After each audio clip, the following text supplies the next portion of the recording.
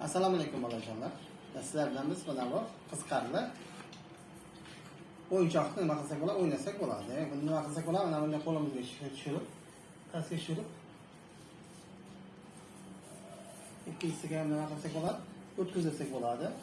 Yoki turib olganimizda juda ham yaxshi bo'lardi.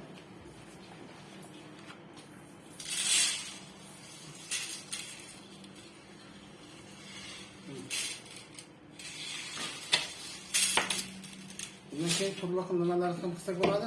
Fokuslar ham qilsak, mana bunday qilib qo'yib.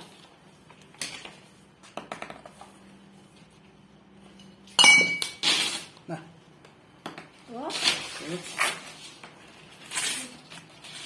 Qo'limizga mana bunday solamiz. Bunday qilib. Ko'p suv. Bunday magasiga ichiga tushib qoldi. Yana arqonga ham o'tkazib, ancha qilsak bo'ladi. Qo'limizga bu anti-stress ancha asablarimizni nima qiladi? Tinchlantiradi.